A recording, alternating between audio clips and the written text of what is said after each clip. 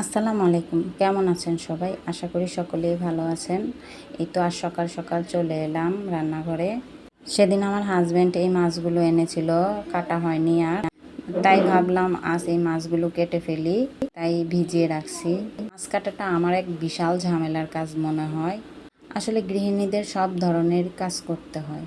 তীব্রক্রমে সকলেই যখন ডিম ভাজছে ছাদের উপরে বা টিনের চালে, আমি কি করলাম সেটা জানতে হলে ভিডিওটি অবশ্যই শেষ পর্যন্ত দেখতে হবে। ভিডিওটি শেয়ার করে অন্যদের দেখার সুযোগ করে দিন।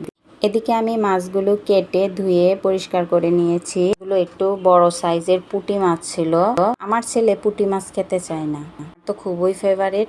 পুঁটি মাছ ভাজা দিয়ে ভাত খেতে আমার খুবই ভালো লাগে। আমার ছেলে যেটা পছন্দ করে সেটা করার জন্য মাছগুলো আমি ভালো মতো পরিষ্কার করে নিলাম। তো দেখেন আমার মাছগুলো ধোয়া হয়ে গেছে। আজ আমি এই মাছগুলোকে ছাদে শুটকি করতে দিই। আমার ছেলে শুটকি তো খুবই পছন্দ। আপনাদের বলেছিলাম আমি ডিম ভাজবো না, আমি দেখবো একদিনে শুটকিগুলো হয় কিনা। তো আমি ছেনি নিয়ে নিয়েছি, মাছগুলো ভালোভাবে ছড়িয়ে দিলাম। মাছগুলো কাটতে কাটতে আমার অনেক দেরি হয়ে গিয়েছিল। দুপুরের আজান দিয়ে দিচ্ছে, জোহরের নামাজের সময় হয়ে গেছে। দেখি মাছগুলো শুকাই কিনা। ঢাকা শহরে এভাবে কেউ শুটকি করে কিনা আমার জানা নেই। আজ আমি নিজেই নিজেকে নিয়ে হাসতেছি। গ্রামে তো অনেকেই এভাবে শুটকি করে, কিন্তু ঢাকা শহর আমার জানা নেই। আপনাদের জানা থাকলে অবশ্যই কমেন্টে জানাবেন। এদিকে ছাদের অ্যালোভেরা গাছগুলো রোদে একদম নষ্ট হয়ে গেছে, তো শুটকি করতে দিয়ে দিয়েছি।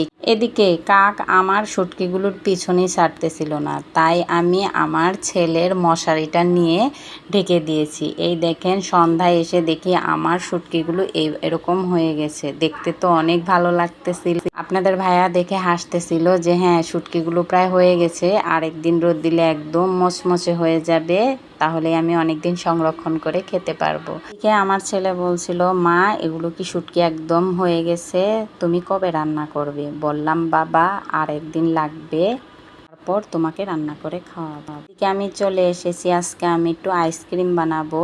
এর জন্য 1 কাপ হুইপ ক্রিম নিয়ে নিয়েছি। আর আমার ছেলে এই গরমে প্রতিদিন আইসক্রিম কিনে খায়, তার জন্যই ভাবলাম আজকে আমি আইসক্রিম বানিয়ে দিব। ক্রিমটা আমি ভালো করে বিটার দিয়ে বিট করে নিচ্ছি। অন্যদিকে আমি হাফ কেজি দুধকে ঘন করে জাল দিয়ে কর্নফ্লাওয়ার মিশিয়ে মালাই বানিয়ে নিয়েছি। এবার ওই মালাইটি এই ঘন ক্রিমের সাথে আমি অ্যাড করে নিব। তারপর কিছুক্ষণ বিটার দিয়ে আবারও বিট করে নিব, যাতে দুটি মিশ্রণ একসাথে হয়ে যায়। মিশ্রণ দুটি এক হওয়া পর্যন্ত আমি বিট করতে থাকবো। এবার এতে সামান্য একটু ভ্যানিলা এসেন্স দিয়ে দিব। আপনারা চাইলে এটা স্কিপ করে বাদ দিতে পারেন, কারণ ক্রিমে ভ্যানিলার ফ্লেভারটা থাকে। আমার বিট করা প্রায় হয়ে গেছে।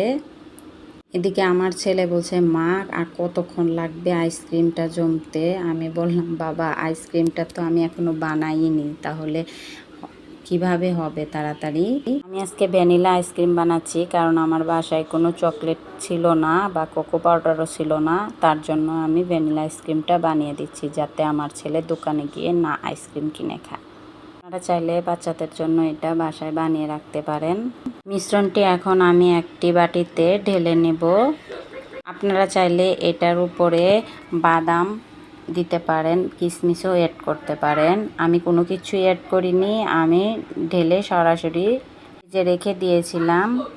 আমার ক্রিমটা একদম ঘনও হয়নি, আবার একদম পাতলাও হয়নি। এই অবস্থায় আমি এভাবে ঢেকে 24 ঘন্টার জন্য ফ্রিজে রেখে দেব। ভিডিওটি ভালো লাগলে অবশ্যই লাইক দিবেন। যে যেখান থেকে আমার ভিডিওটি দেখলেন সবাই সুস্থ থাকুন। আল্লাহ হাফেজ।